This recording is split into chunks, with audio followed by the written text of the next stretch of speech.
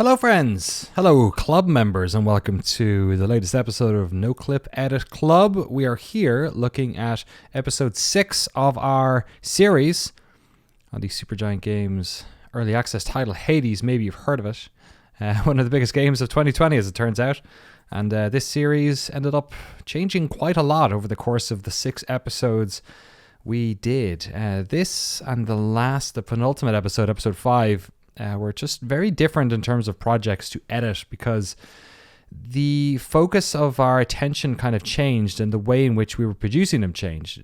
For the largest time, we were actually had this project we're looking at here actually has episodes 4, 5, and 6 in it. We did a hard kind of cut on the projects because the project files were getting a bit too big. But I can take a look at episode 4 here. And there was a lot more of these style sitting down interviews in the studio because obviously we were in the studio interviewing them and sitting down. We were doing a lot of this looking straight down the barrel of the camera. We also had a sense that the decisions we had made to that point. So by that stage, we had done the first 4 episodes in a style of we were having a light hand as storytellers. We were getting them to speak to the camera. You never heard the, interviewer, aka me, asking questions, all that sort of stuff. And you can feel this project is just coughing and wheezing already. And then every once in a while we do these little sort of splash screens where I had like a little looping ember thing I bought off of some, I don't know, Russian video assets website, hopefully from the person who made it. I know that sometimes happens. And then throw up a little bit of text. We'd sort of like fill in the blanks, anything we didn't, we couldn't get from them, get them to say. Might be missing a font file here or something, or maybe I just left a space there. Did I leave a space in that one? Ugh, God, maybe I did. Is the font there? It is. I just left a nasty space there. Might as well fix it while I'm here. But yeah, that changed with episode 5 because we couldn't film in the studio anymore because of COVID. So we leaned a lot more on the stuff that they were supplying, which was the getting them to vlog themselves. My remote office is kind of just my kind of style of stuff. That is the booth. Which was awesome because it gave it the whole thing like a different sort of texture. Because then we'd also have Jeremy doing, in-person little bits like this. A thing for Nintendo to announce that Hades is coming to the Switch. And then that alongside gameplay and Zoom calls, it actually created a much more textured feeling. It felt more like you were there for the whole thing rather than just these check-ins that happened every once in a while. Just a lot of variety, and obviously the context of what was going on with COVID made it feel very different as well. So for the final episode, we knew at least kind of what we were preparing for this time around. Episode 5 was we had a lot of meetings with them to figure out how we could still do it, given we couldn't do the in-person interviews for a while. At that stage, we didn't know if we could do them at all. But for episode 6, we kind of knew what to expect a little bit more. We did some check-in interviews over Zoom, most of which didn't make it into this final cut because we had so much other stuff to pull from. They kept recording their Zoom conversations. We had Jeremy in there for the launch day stuff, which was the only sort of in-person masked thing we filmed. And I do want to make a point in saying that we've been taking the COVID stuff incredibly seriously, and we didn't break the rules for this one. This was filmed back in September when California was basically at its lowest point, I think maybe it was slightly lower in August. But when it came to when we had to film, or when we wanted to film stuff more recently, we did it again outdoors at a distance. We're standing really far back wearing masks, and we're in their back gardens. So we're lucky in a way that it was not so bad during this period, so we could send Jeremy in, and he was only there for, I think it was an hour and 45 minutes. He basically turned up right at launch and then stuck around and then got some B-roll and then left. So the episode you can go watch now. It's longer than all the others because we had so much to fill in, and it was a lot of fun. It wasn't very difficult pacing wise. It was a bit of a tricky thing to come out of the first 15 minutes basically concerns itself with the sort of launch week. Then we, go into a section about how the game did the day after. A couple of little check-ins for their launch party and the Game Awards stuff. But a lot of this kind of edited itself, they'd send footage and it was pretty obvious what were the parts you could keep and not keep. There you go. Keep autosave on. Don't forget, although the autosaves on this project take a while. Whoa! Look at that. Wants to crash on me now. All right, we're back. Sorry for that. A little bit of a weird little wobble. What was I saying? And then the latter half of the episode sort of cuts to this year, and then we are into the sort of, I guess, foundation of it is these in-person interviews, and then it bounces back a little bit to the Game Awards and forward in time and all that sort of stuff. So it was interesting. It was an interesting edit because it's doing a lot of jumping forwards and backwards in time. It's not chronological, but I think we do a good job of retaining like a sense of like when we are talking to them. I think people understand where we are. The first half is the part we're gonna have a look at today. This first sort of 13 minutes or so, because it sort of exemplifies the same trick or the same it's not really a trick, just the same process of storytelling that is used in the latter half as well, where we do this jumping back and forth. And then this middle section here is largely chronological and just kind of like trimming the fat, basically. And giving it a little bit of music, so it's got pacing, and I take any music out in this section so it feels more natural. And there's a lot of like stripping out, underproducing it, so it just felt like you were in the call with them. We even left in, there was one little piece here I was quite happy with. We trimmed bunches of this stuff out, but we left in little flavors, so it felt like you were like very sort of cinema verite almost, just kind of like sitting in on a Zoom call, like this part where Greg talks about Final Fantasy VII Remake. There's been a lot of excitement around Hades, so we're curious to see if we are in the conversation, or regardless of that, what games get picked, because it's been a real interesting year. So that's where I would have cut had I been very economical with the edit, and that's where I did cut for lots of these parts, to be honest, because the time was getting a bit long. But this felt like a time where it was fun to just kind of be there with them, I guess. For games, I was talking to Amir about how like Final Fantasy VII Remake, that feels like it was a long time ago, because I think it was that's one of my favorite games of the year, but it was like, I think it came out in like February. Yeah. May as well be an infinity ago. Yeah. Right. It may as well feels like the year really started, and here we didn't really get going until March, Well, this will be interesting. It's funny. It looks like there's a cut there here where it jumps for Greg. Watch it. It like goes to a weird frame of him. Yeah, there. Look. Ugh, what's that about? Looks like we did a bad cut, but it's actually not. So let's get to this early section, I guess. Just have a little bit of a look at it. So I guess this episode of Edit Club is kind of more about storytelling, maybe. So what we have here in this section is, 13 minutes. And it's basically all the stuff we have up until the game is launched. And what we had in terms of assets, because you can only cook with the ingredients you have, is we had these interviews that we had. We had the stuff that was filmed on the day with Jeremy. I'll just talk while this thing's saving itself. Which was some B-roll of the studio alongside these interviews with Amir this interview with Amir right at the end, and just a lot of him filming what was going on at launch. We also had a number of meetings from the previous couple of weeks, sort of check-in meetings that the team was doing on how they were going to. Where is one? Is there one here? Here we go. Check-in meetings.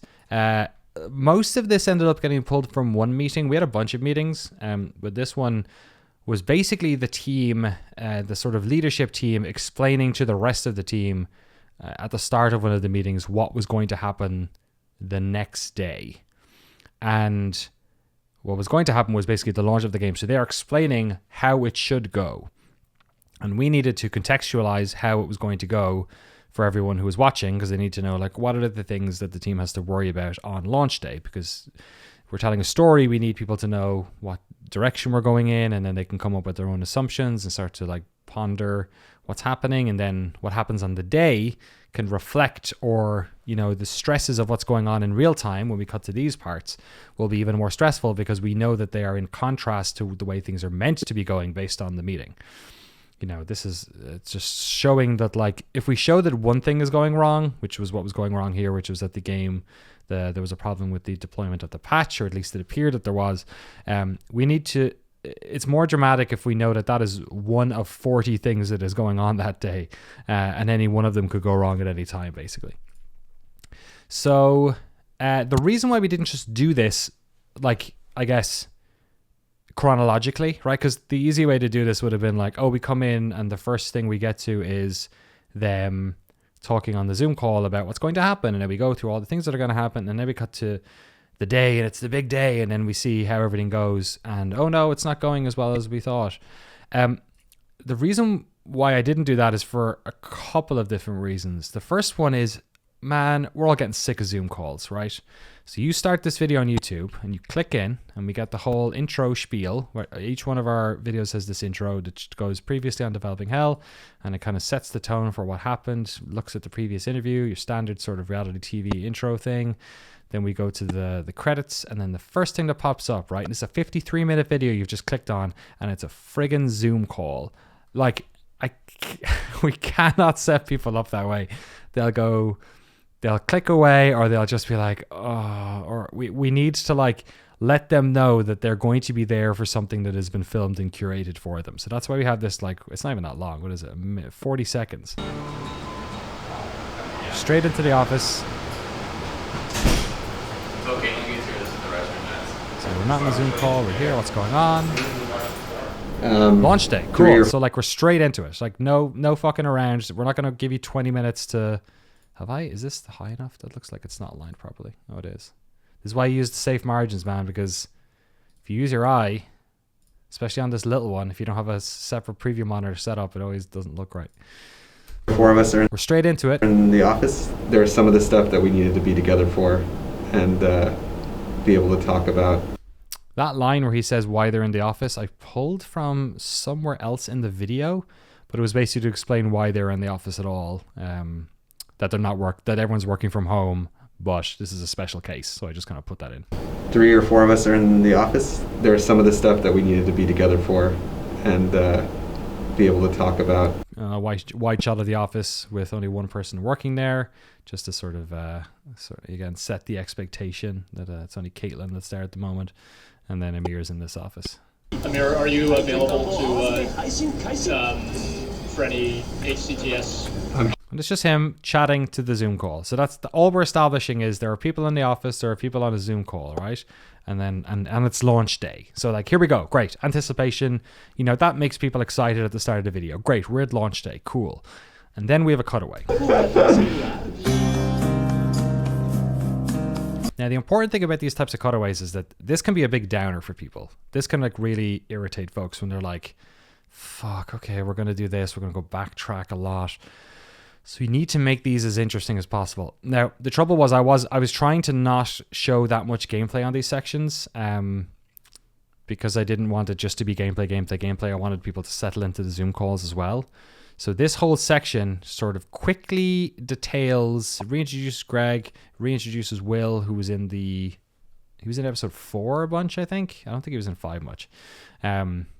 He's their head of publishing or publishing director. So he's like basically the guy in charge of when stuff gets put on stores and all that sort of stuff. He's the man to talk to. And this was just to basically, this is them talking about promotion for the game. It's better not to even announce that, right? It's better just to sit tight. The only reason this cuts here is because I colored Greg's shot a bit. It was super flat like that. So I colored it a little bit. But otherwise, this is basically one. Yeah, the most aggressive thing is retweeting the Nintendo stuff, which is all. They actually just sent us over the copy, Greg. Actually slowed down this bit here because we had a bit where Will was talking and we needed a bit of I needed him on screen long enough where I could get his lower third up. I think the original version of this is Amir pops up. Yeah, the most aggressive thing is retweeting the Nintendo stuff. Yeah, so Amir's on the screen just a little bit too long drinking a Coke. So I decided to, instead I just made it look like a little bit of a loading bug, I guess. Yeah, the most aggressive thing is retweeting the Nintendo stuff, which is all. They actually just sent us over the copy, Greg. Like Zoom caught up with itself. I was a little bit pissed about these name tags. In the earlier episodes, I actually edited them out and pushed in a bit. So I would have gone like to, say, 110 scale and then kind of done that. But it a couple of the shots had looked too close. It didn't feel right. It felt like we were kind of in people's faces. So I ended up just kind of making do and settling with it. It just felt more normal to be out here.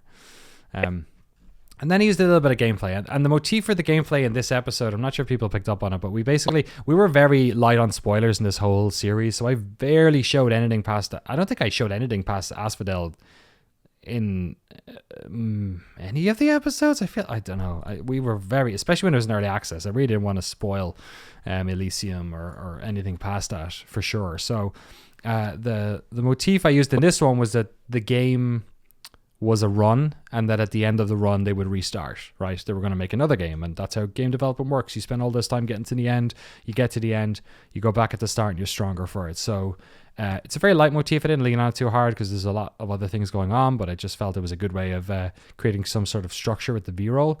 So you'll notice that the B-roll goes in that order. So it starts like this. The issue with fast following it is that I think it just sort of takes some of the wind out of our sails when we do announce it, because basically we want one impactful announcement that's like, yo, game is out, get it here. If less than an hour before that we're like, it's coming out in an hour, then that's gonna basically like absorb most of the juice. So the thing that seems the most impactful, like in terms of what we could do, like, and then bam, because that's that. I think this is the Meg fight. That's the thing you want everybody to interact with, right? If there's one thing, and later in the day, yeah, we're retweeting Nintendo and tweeting reviews or whatever. And then I think the next bit we'll see will be in Asphodel, right? So, but again, this not overly long. This section was a bit longer than I would have wanted. I really didn't want people to think that we were going to spend a lot of time in Zoom calls. So it's an hour, what is it, 1:44 to 3. So that's not even that long. It's a minute and 15 seconds, right? But it was maybe a little bit longer than I would have liked. But, you know, anyway, we're done with that. We've had a little bit of a chat about the promotion for the game, and then we're back to Amir. Or whatever else. Will the, similar to the Switch, EGS is also manual at 8? They'll do it? They'll do it, yeah. They're doing it in 2 minutes. Can't find Hades on the store at all. So earlier in the structure of this, or earlier in the cut, or earlier in the video, I should just say, use the easy word. The video, Amir said that the game's launching at 8, which was just, you know, we're just establishing here that this is the launch time. And that EGS is going to, Epic's going to set it live automatically. They do Steam themselves. I think we had some B-roll of them doing the Steam one at some stage here. Oh, it comes up later. I'm trying to... Oh, yeah, we do. I'll get to that in a second. See if the patch... I'm not getting the patch. Fuck. So an interesting thing about a last-minute edit, which I'll share with you here, but I can't tell you the content of it, but I'll just give you an idea of what was going on, is that... here, let me just play a little bit more. Let me see if I can even find the game. It's not out. Maybe that's why. Yeah, Will, this needs to be the thing we do right now, I think. So that's the drama, right? It's like, okay, we're hitting, something's going wrong, and then we're cutting back to 24 hours earlier again, back to the meeting. One thing that happened that we actually cut out of the final episode was that there was 2 dramas that had happened. There was 2 things that Amir was worried about. One was the patch, and another was something to do with if the game was appearing on the Switch at all. Everything was fine. The problem with the patch and what Amir thought that he was seeing on the Switch, that it wasn't actually appearing where they thought it would appear, was because he had already owned the game, or he had a preview build on his Switch or whatever. So he wasn't seeing where the game was basically when it came live. So he couldn't see the game. So there was a little bit more context, or a little bit more conversation about this other problem that was going on. And this is one of the very few times where we were basically breaking, like, it wouldn't be embargo, but breaking some sort of NDA or legal agreement that they would have with Nintendo, right? They're allowed to talk about all what's going on. Basically, they signed contracts saying that they can't talk to anyone outside the company about it, which makes complete sense. So there's a couple of times where they referenced some stuff that they weren't allowed to talk publicly about, right? And this is the way in which we do our final clearances with them, is not for any, like, you know, story stuff, or, you know, things that they wouldn't want to have out there. If there's something about like someone's privacy or security, we'll do that. But more often than not, it's this type of stuff where it's like, oh, if you put that in, we're breaking the law. So we're not allowed to talk about this piece of like proprietary hardware or proprietary software or an aspect of or who we contact or any of that sort of stuff. So there was a whole other thing that was in here, which wasn't as dramatic as the patch, but it was another thing that I had to lift out. Like maybe 4 or 5 days ago, it came in and they were like, yeah, we can't have this in, sorry. So I went through and trimmed it out. But that's just an example of what happens when we're doing this sort of filming. I'm trying to think there's often like one or two other, I'm sure in other episodes there have been things like that. And whenever we do episodes or whenever we do documentaries in studios, more often than not, you'll find like, here's a shot. Sometimes you'll see like a dev kit that you're not supposed to have. Is that a VCR player? I think it is. You'll have like a dev kit that they're not supposed to have or something. Oh no, it's just like, that's just a plastic monitor stand. I thought it was a VCR. Yeah, they'll have like a piece of hardware they're not supposed to have or something, so we have to cut it out of their B-roll or or something that's up on a wall from it's always some stupid nonsense that they've like signed a contract for. So, but that was an example of something we had to lift out. But honestly, it trimmed maybe 2 minutes out of the episode, and it we didn't lose anything in it. The drama from the patch was the real drama, which again, much like the other thing, was actually not really much of a drama at all. It was just a mere not having the sort of consumer version of Hades on his Switch and having a special case for it. So what happens here is a little bit of a weird sort of backwards in time, forwards in time, right? So we're connecting the whole, you're watching this meeting and they're talking about the future by really layering, instead of gameplay, just layering a bunch of B-roll of what's actually going on, including stuff that has not happened yet. So we have a clip here of them setting up for their live stream, which hasn't happened in the real time of the doc, I guess. 3 o'clock in the morning, there's a thing called a Nintendo Mini It's crunching a bit there because of the lower third. Direct Partner Showcase, which is a fancy way of saying third-party titles only, basically, are going to be showcased there. Somewhere in there, they'll make the announcement that Hades is coming later today. We will then make no announcement, basically. At 7:30. That's them setting Steam live. I think we've covered this in the Astroneer documentary. You basically, when you're setting it live on Steam, you have to type in launch my game or something and hit enter as a sort of a last minute failsafe on Steam, which I find quite funny. But I blurred this screen because it had like a URL on it and stuff, and we're like, we probably shouldn't have that. We will start the go live stuff where and it came up on the list. We send them a pass of things to get blurred, and that was one of the ones that got popped. I think this screen was too. Is there a blur on that? Yeah. The blurs are easy enough. It's just a mask. It's just a Gaussian blur with a mask on it, and the tracking is actually pretty good on Premiere. If you hit play here, you just go to the front of the clip where you have it, and then hit play. Usually tracks it pretty good, so you can see. Is it even tracking it there? I'm not even sure if it is tracking it there. I don't think it is tracking it. We can make a track now. I'll show you. Watch. You just hit play, and it goes do, and it shouldn't take too long because it's like a 3-second clip.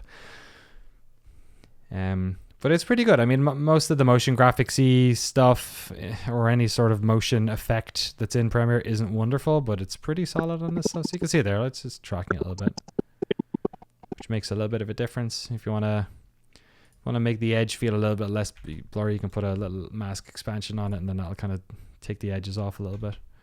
Actually looks better there because the hard edge of the monitor. Didn't even notice it. And start cropping the YouTube videos and marketing assets and stuff. Yeah, which is kind of what Caitlin does a lot of, so I put her up for that. So yeah, it's just the same thing again. We're kind of expanding on, we're letting the viewer know what's happening today, so they have an idea of what's happening. And also, maybe it's a little bit more stressful when we go back and they're not getting any of that stuff done because the patch doesn't seem to be live. Very, very, very exciting. These time codes, these lower third times are not necessarily accurate. That's all I'll say. Writing, sir. A little bit of manufacturing drama here as well. CC me on that, can you? They're pretty accurate at the start, but I think the last one is a bit of a stretch. I think it actually all got rectified in like 15 minutes, but got to make the drama. Live. Fuck. Nikolai just found it.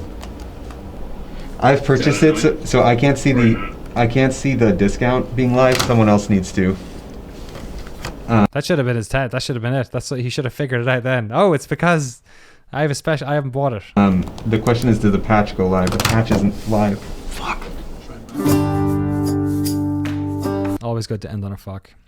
24 hours earlier again. I think this is the last time we say 24 hours earlier, and it's the same thing. There's nothing, all that different here. This little section is Will talking about the publishing.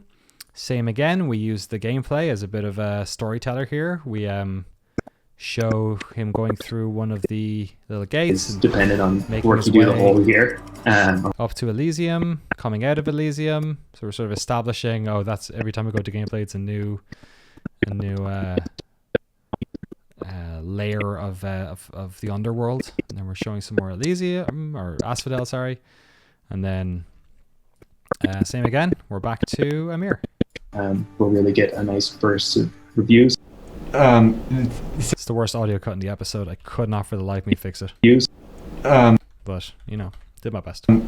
So he was just talking too quick on the other side of it. So it's there on the featured list. It's there, but the patch isn't live, as far as I can tell. Every time I go to launch Hades, which means people can buy this version. So again, easy enough. Just a check-in, and then it ends, I think, with a bit more drama. About that. Okay. And on a fuck again. And then we're back to Greg, and then we're out of Asphodel into Elysium. So you're seeing the whole thing, right? And then that's the formula, and it's good to stick to some sort of formula, I think. And yeah, like I was saying, it's just important, I guess, to set up the rule of this is how we're doing it. We're going back and forth, and there's some sort of consistency with it. So then it's not too much of a strain for the viewer to sort of follow along. But it's more interesting than just having, the chronological, edit where it's just all the way through. And I think I was especially concerned about that because I knew we had this middle section that was basically going to be all that. Like, this was all chronological. So if we had chronological from here to here, that's like 25 minutes of Zoom call, real life Zoom call. It needed to do something to mix it up and to create that drama. And probably the most important thing about this, which I've forgotten to mention up until this point, was that the only tension and drama we had for the entire episode was this patch thing, right? Which ends up getting resolved pretty quick within the 4 months of editing or 4 months of filming that was going on, or of storytelling that's happening here. The only moment of drama we truly had was, about half an hour on launch morning, which, Amir and the rest of them barely remember, right? So to stretch it out as well, to make it so that it ends up being more of a feature, that the stakes seem higher, kind of putting these little sections in here basically helped to sort of plump that up a little bit, add a little bit of fat to it. And it's good because by the time you reach the 13 minutes, you're kind of settled in to enjoy the rest of it. I suspect most people who are watching this know that, or at least the moment that they've been building up to for the 2 years you've been watching this series maybe has been reached, right? And everything else is kind of like a postscript. Or if you're somebody who follows games and you know that the game is a big success, then you're looking forward to seeing what their reaction is going to be and, what's going to happen with awards and all that sort of stuff. So it's a nice way of just sort of having almost like its own little mini story, this first 13 minutes. And then we start to follow the fallout of what happens next, right? So that was pretty important. This interview Jeremy did was really good and it was really long. I ended up only using a very small amount of it because I just wanted to get back to reality. And then bookended it with this little bit where he was going straight into the dev stream, which I thought was a nice touch. Streamers and people who make YouTube content and stuff think. Hello, everybody. I'm Amir Rao. I'm the studio director and co-founder of Supergiant Games, and I am one of the designers who worked on Bastion, Transistor, Pyre, and this here video game Hades, which is out of early access today into version 1.0.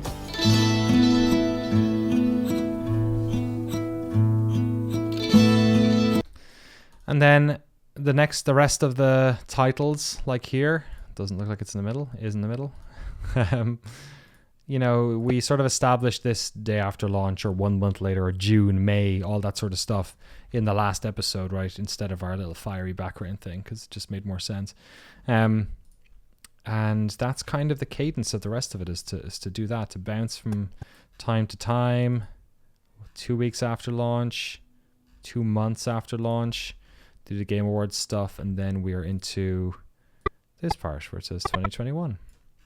And then the same trick is done again, where we interview Greg, we interview Amir, we talk to them, and we're obviously showing things that happened in the past just by virtue of the fact that that's how interviews work. People are talking about things that have happened usually and not things that are about to happen. And when things are about to happen, you rarely have B-roll for it. Although we did do that exact thing in the intro in that one section. Sorry if this is all sounding a bit Tenet at this stage or something. Nothing's getting reversed. But then doing the thing again where we like go 1 month earlier at the Game Awards. It's the exact same thing that happened in the opening act where we're saying 24 hours earlier, right? And then jumping back and forth. And then we had to introduce Darren and Jen, which was nice to get back to them. We couldn't interview Jen in person. She's obviously a new mother, so we don't, you know, she's taking it very, very, very seriously.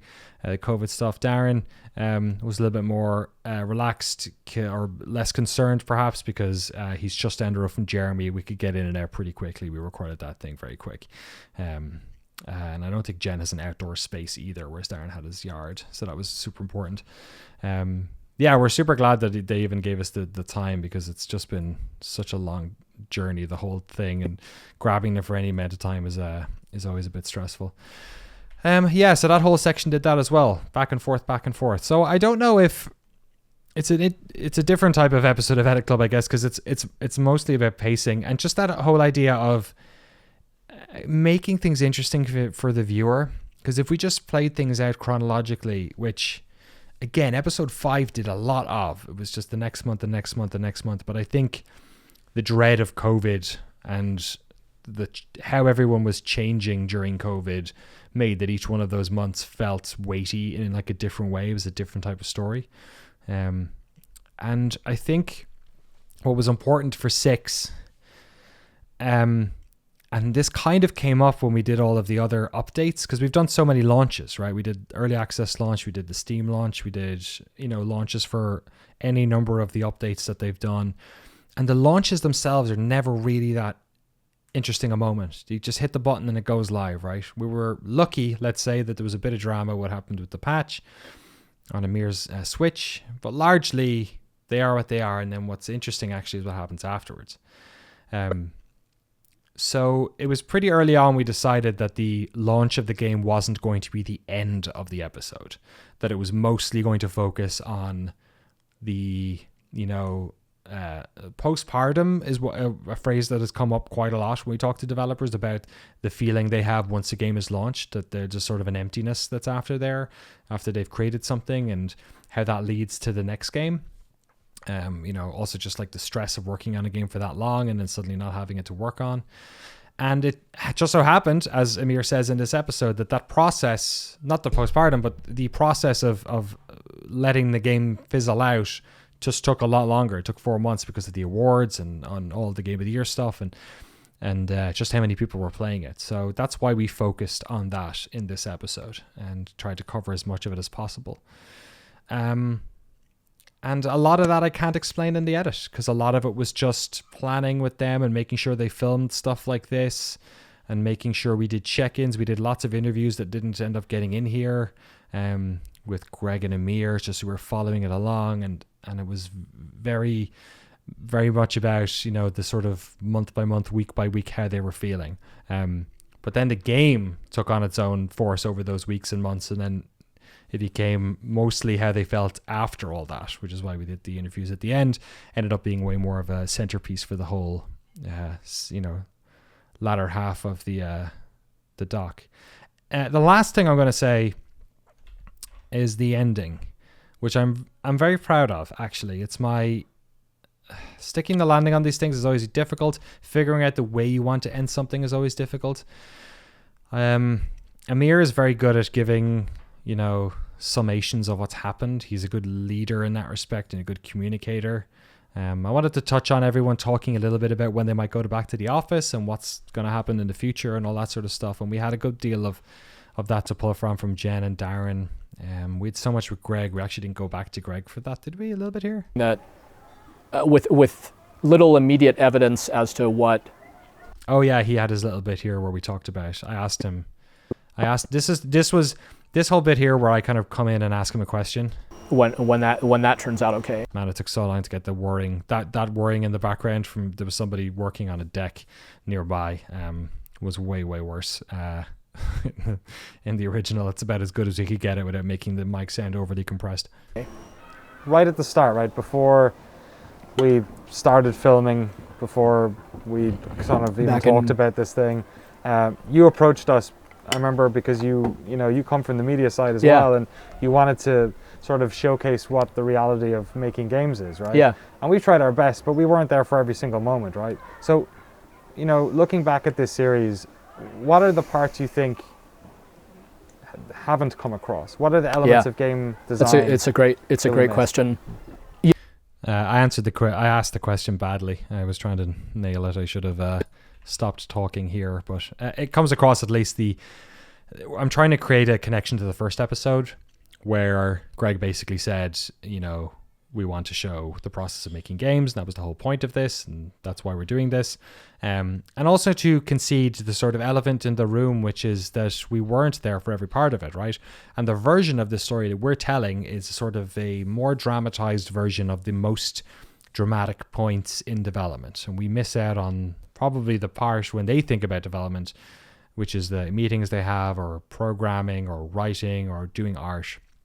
It's very difficult to capture the slog and the amount of work that goes into that in a type of entertainment medium, or at least a type of documentary production we were doing, which was mostly, it was entertainment. It wasn't very sort of fly on the wall in a more, aggressively reduced manner, like a sort of there's a lot of my words are failing me here, but that sort of cinema verite, like not really dressing it up at all, just like saying like this is a slice of life way, which obviously if we wanted to do that, then 400 people will watch it and say it's a masterwork, but it wouldn't tell the type of story that we're trying to tell about the sort of the scale of this and the amount of people involved in it and all that sort of stuff. If we're doing a documentary maybe on one developer in a team, you could sort of maybe communicate the process of games development as an individual that way, but we obviously don't do that, right? So it was a really honest question, and we asked it to everyone. And Greg basically summed up kind of what everyone had said, something similar, which was just the whole idea of working on it day and night and feeling alone and trying to do your best and doing right by the characters. And also this section where I felt like by this stage, if it's 45 minutes, people know you're getting to the end, right? So this part where I start talking here is also meant as a sort of a bookend, like a chapter ending, like we are now entering the final bit of this, right? Get ready for it. We had a little bit of this with the On the Coast music. So the music we used here and during the 2021 segment is the music from the last section of the game, which we did not show. We didn't show any gameplay from that. We showed the Hades boss fight, I think, a couple of times here. That's him leaving. Oh no, that's actually afterwards. At a certain stage, we stopped doing this is the part where once you kill Hades and it shows the end screen. By this stage, and that's when you get back to the house. By that stage, then we just start showing gameplay from all over the game. We finished that whole little piece of subtext there with the gameplay.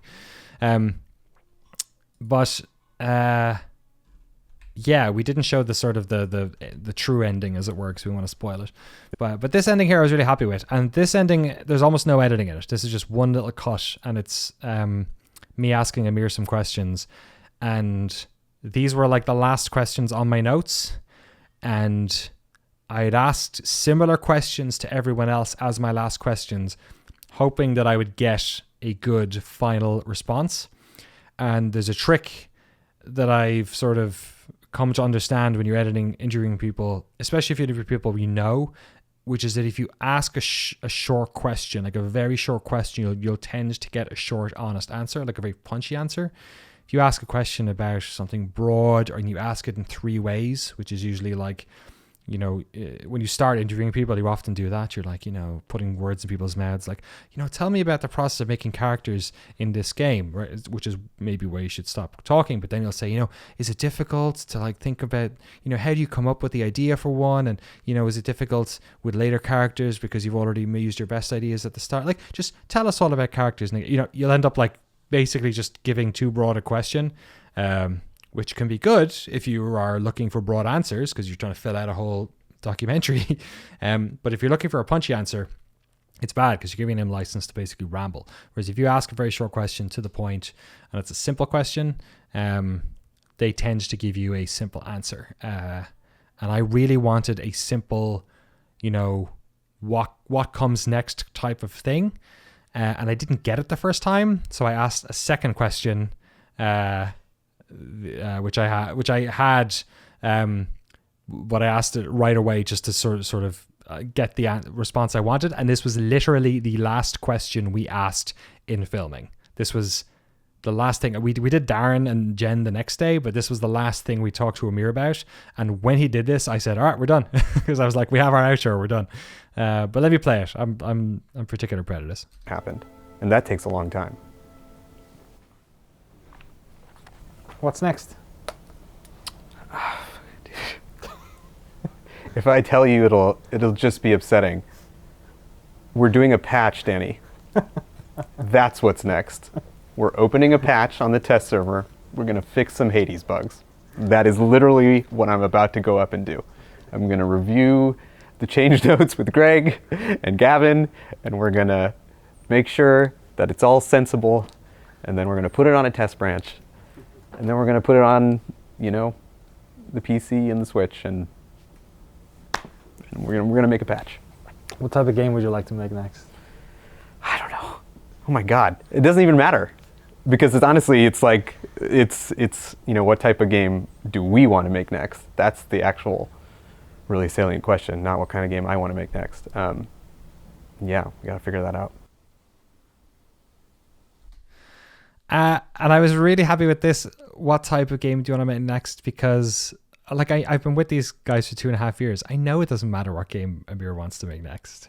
The whole point of this series was that it was about the creative collaboration with everyone and how they resolve differences and how they work together and how they work together when they're apart.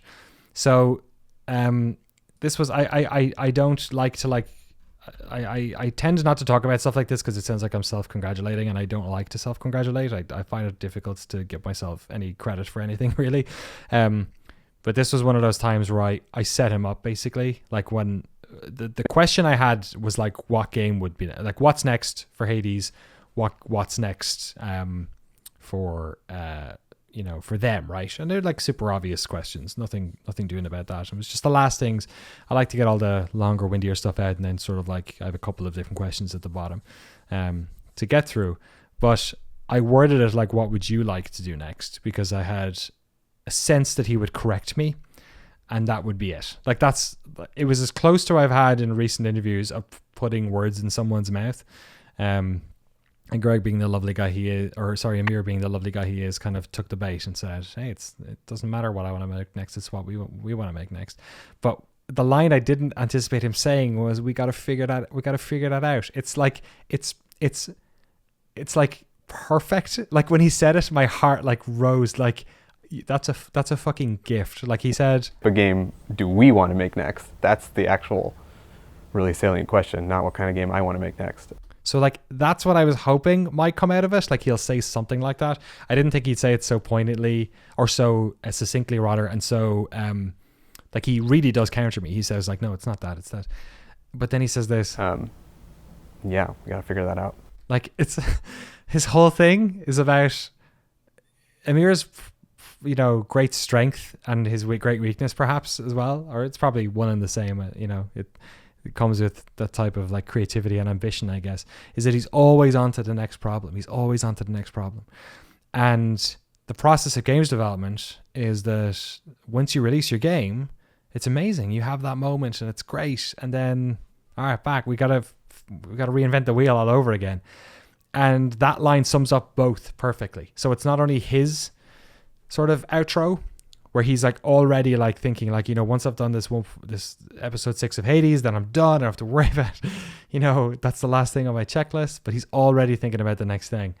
And then it also sums up the whole process of this documentary and bookends us back at the start of this one, the start of episode 1, where, yeah, that's it. They got to go back and figure it out. That's the next thing. So I was super happy, and it was perfect. I just thought, okay, that's great. We're done. Crash to black. No music.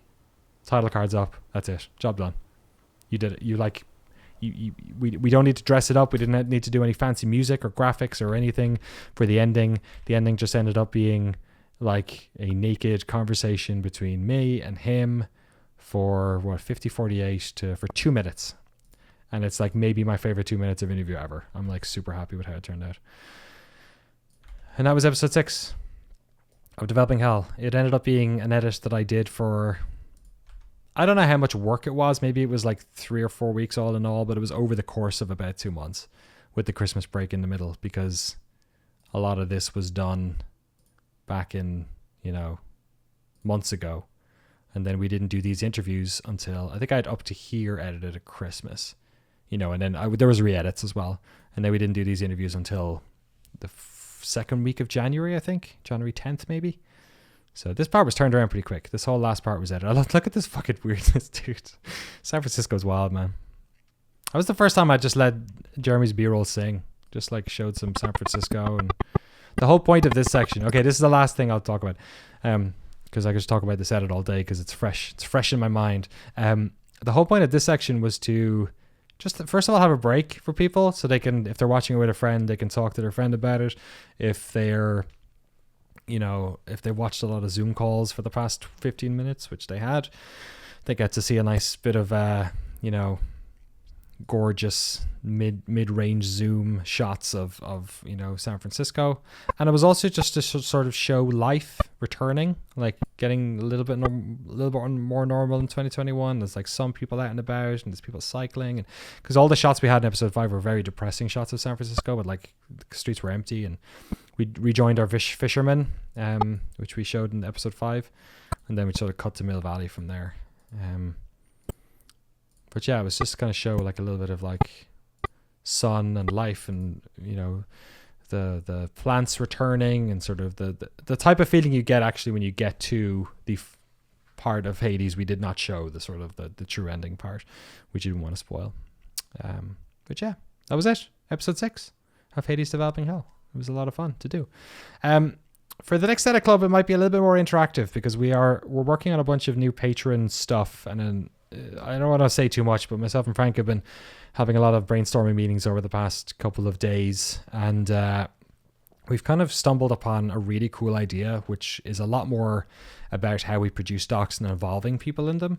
So the next episode might be like that. We'll have to wait and see. But I hope you've been enjoying this. If you have any feedback on Edit Club and stuff you'd like to see, or the types of parts of editing you'd like me to talk about, or whether or not there's aspects that are less interesting or anything like that, please put them in the comments below. This whole thing's about creative sort of feedback and collaboration, and I'm well able to take it, so I'd love to know what you think. And of course, thank you so much for funding us, and always save your projects, for funding us and helping us honestly to do series like Developing Hell. It's been a lot of fun to work on it. I'm sad in a way that it's over, but if you watched our latest update video, I'm probably going to be doing some re-edits on these 6 episodes for a Blu-ray in not too long time, and maybe for another service.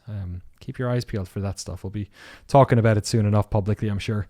But until then, thanks so much. I'll see you on the Patreon, and good luck editing. Take care.